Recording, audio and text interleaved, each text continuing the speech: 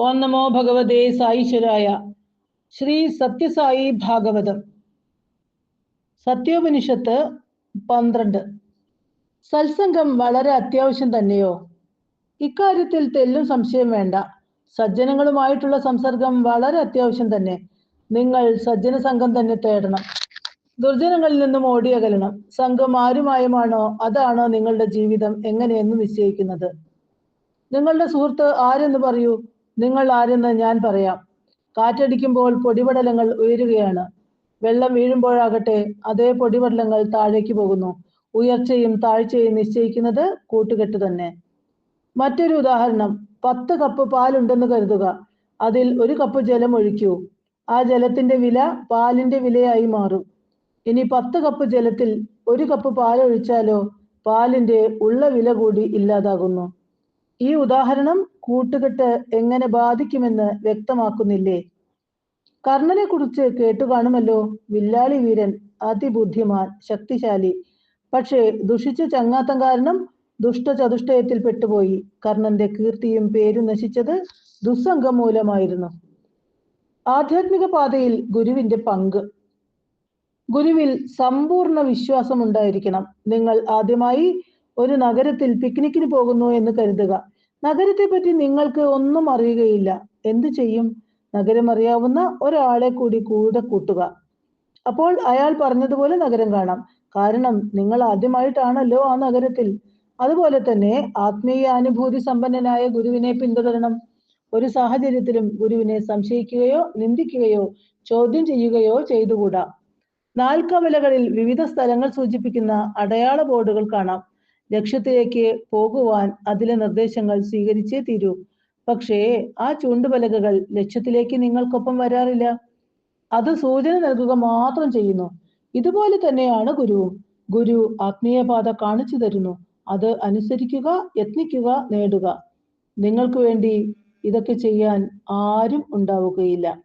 ഗുരു എന്ന പദത്തിലെ ഗുരു ശബ്ദങ്ങൾക്ക് അർത്ഥമുണ്ട്. ഗു എന്നാൽ ഇരുട്ട്, അജ്ഞാനം. രു എന്നാൽ പ്രകാശം, ജ്ഞാനം.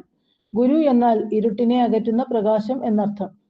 മറ്റൊരർത്ഥം ഗു എന്നാൽ ഗുണാതീതൻ, രു എന്നാൽ രൂപവർജിതൻ, അതായത് നാമരൂപങ്ങൾക്ക് അപ്പുറമുള്ളത്. യഥാർത്ഥ ഗുരു ശിഷ്യന്റെ മേന്മ മാത്രം, നന്മ മാത്രം കാക്ഷിക്കുന്നു.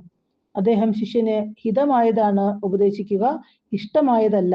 യഥാർത്ഥ ശിഷ്യൻ സദ്ഗുരുവിനെ സമ്പൂർണം ആശ്രയിക്കുന്നു.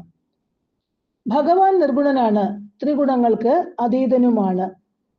ത്രിഗുണങ്ങൾക്ക് അധീനരായ ഞങ്ങൾ എങ്ങനെ ത്രിഗുണാതീതനായ ഭഗവാനെ സാക്ഷാത്കരിക്കും? ഭഗവാൻ ഇത് രണ്ടുമാണ്, സഗുണനും നിർഗുണനും. ഒരു പ്രധാന കാര്യം മനസ്സിലാക്കുക, 2 ഗുണത്തിലും ഭഗവാനുണ്ട്. പക്ഷേ ഭഗവാനിൽ ഗുണങ്ങളില്ല. ഭഗവത് സാന്നിധ്യമില്ലാതെ ത്രിഗുണങ്ങൾക്ക് പ്രവർത്തനശേഷിയുമില്ല. ആഭരണത്തിൽ സ്വർണമുണ്ട്, സ്വർണത്തിൽ ആഭരണമില്ല. കുടത്തിൽ മണ്ണുണ്ട്, പക്ഷേ മണ്ണിൽ കുടമില്ല. വെള്ളിപ്പാത്രങ്ങളിൽ വെള്ളിയുണ്ട്, പക്ഷേ വെള്ളിയിൽ പാത്രങ്ങളില്ല. മറ്റൊരു ഉദാഹരണം, ബൾബ് പ്രകാശിക്കുന്നു, ഫാൻ കറങ്ങുന്നു, റേഡിയോ, TV എന്നിവ പ്രവർത്തിക്കുന്നു. ഇതെല്ലാം സംഭവിക്കുന്നത് വൈദ്യുതി കാരണം. വൈദ്യുതോപകരണങ്ങളിൽ വൈദ്യുതിയാണ് പ്രധാനം. പക്ഷേ ഈ ഉപകരണങ്ങൾ ഒന്നും വൈദ്യുതിയിലില്ല. ഇതുപോലെ ഭഗവാൻ ഗുണങ്ങളിലുണ്ട്, അവ ഭഗവാനിൽ ഇല്ല. അതുകൊണ്ട് അവിടുന്ന് സഗുണനും നിർഗുണനും ആണ്. എല്ലാ മനുഷ്യരിലും ത്രിഗുണങ്ങളുണ്ട്. ത്രിഗുണങ്ങളിൽ ഏതാണോ മുന്നിട്ട് നിൽക്കുന്നത് അതാണ് ആ വ്യക്തിയുടെ ചിന്തയെ, പ്രവൃത്തിയെ സ്വാധീനിക്കുക. ഈ ത്രിഗുണങ്ങളെ പരിവർത്തന വിധേയമാക്കുവാൻ കഴിഞ്ഞില്ലെങ്കിൽ യഥാർത്ഥ സാക്ഷാത്കാരം സാധ്യമല്ല. ഒരു ഉദാഹരണം, നിങ്ങൾക്ക് സ്വന്തം നെഞ്ച് കാണണമെങ്കിൽ എന്തു ചെയ്യണം? ആദ്യം കോട്ട് ഊരണം, പിന്നെ ഷർട്ട്, ബനിയൻ, അപ്പോൾ ശരീരം കാണാം. ഇതുപോലെ ഈശ്വര ദർശനത്തിന് തടസ്സമാകുന്ന തമോ ഗുണമാകുന്ന കോട്ടും രജസ്സാകുന്ന ഷർട്ടും ബനിയനാകുന്ന സത്വവും ഊരിമാറ്റുക തന്നെ വേണം. ഭക്തി, ജ്ഞാന, കർമ്മമാർഗങ്ങളെ എങ്ങനെ മനസ്സിലാക്കുവാൻ സാധിക്കും സ്വാമി? സ്വന്തം വാച്ച് തന്നെ ശ്രദ്ധിക്കൂ. എല്ലാ വാച്ചിലും 3 സൂചികളുണ്ട്. സെക്കൻഡ് സൂചി 60 പ്രാവശ്യം നീങ്ങുമ്പോൾ, അതായത് ഒരു കറക്കം പൂർത്തിയാകുമ്പോഴാണ് മിനിറ്റ് സൂചി 1 പ്രാവശ്യം ചലിക്കുക. മിനിറ്റ് സൂചി അങ്ങനെ 60 പ്രാവശ്യം നീങ്ങുമ്പോഴാണ് മണിക്കൂർ സൂചി അടുത്ത സ്ഥാനത്ത് ചെല്ലുക. ഇതിൽ സെക്കൻഡ് സൂചി കർമ്മമാർഗം, മിനിറ്റ് സൂചി ഭക്തിമാർഗം, മണിക്കൂർ സൂചി ജ്ഞാനപഥം. മറ്റൊരു ഉദാഹരണം, നിങ്ങളിൽ അധികം പേരും അവധിക്ക് യാത്ര ചെയ്യുന്നത് തീവണ്ടിയിലാണ്. ലക്ഷ്യത്തിലെത്തുവാൻ 3 മാർഗങ്ങളുണ്ട്. എക്സ്പ്രസ് തീവണ്ടിയിൽ കയറി നേരിട്ട് ലക്ഷ്യത്തിലെത്താം. ഏതെങ്കിലും റെയിൽവേ ജംഗ്ഷനിൽ വെച്ച് കണക്ട് ചെയ്തു പോകുന്ന കമ്പാർട്ട്മെന്റിൽ കയറാം. മറ്റൊരു മാർഗമുണ്ട്, ഒരു തീവണ്ടിയിൽ കയറുക, കുറച്ചു ദൂരം അതിൽ യാത്ര ചെയ്യുക, പിന്നീട് ഏതെങ്കിലും ജംഗ്ഷനിൽ ഇറങ്ങി മറ്റൊരു വണ്ടിയിൽ കയറി ലക്ഷ്യത്തിലെത്തുക. കർമ്മമാർഗം പാസഞ്ചർ തീവണ്ടിയിലെ യാത്ര പോലെയാണ്. ഭക്തിമാർഗം പ്രത്യേക കമ്പാർട്ട്മെന്റിൽ യാത്ര ചെയ്തു പോകുന്ന പോലെ. ജ്ഞാനമാർഗം എക്സ്പ്രസ് ട്രെയിനിൽ നേരിട്ട് യാത്ര പോകുന്നത് പോലെ. എന്താണ് ജ്ഞാനം? ജ്ഞാനം എന്നത് കുറച്ച് വിവരങ്ങളല്ല, പാണ്ഡിത്യമല്ല, പ്രഭാഷണവുമല്ല.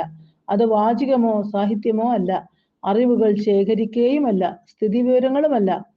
ജ്ഞാനം ഡിഗ്രി സമ്പാദനമോ ഡോക്ടറേറ്റ് സമ്പാദനമോ അല്ല. ജ്ഞാനം എന്നത് പ്രായോഗിക അനുഭവമാണ്. ജ്ഞാനം തലയിൽ കുത്തി നിറയ്ക്കുവാനും സാധിക്കില്ല. ജ്ഞാനം നിങ്ങളുടെ കുറ്റവും കുറവും തെറ്റും ബോധ്യപ്പെടുത്തും. തെറ്റ് തിരുത്തുവാൻ നിങ്ങളെ പ്രാപ്തരാക്കും. വീണ്ടും അത് ആവർത്തിക്കാതെ ജീവിതം നയിക്കുവാനും ശക്തി നൽകുന്നു. ഓം തത് സത്ത്.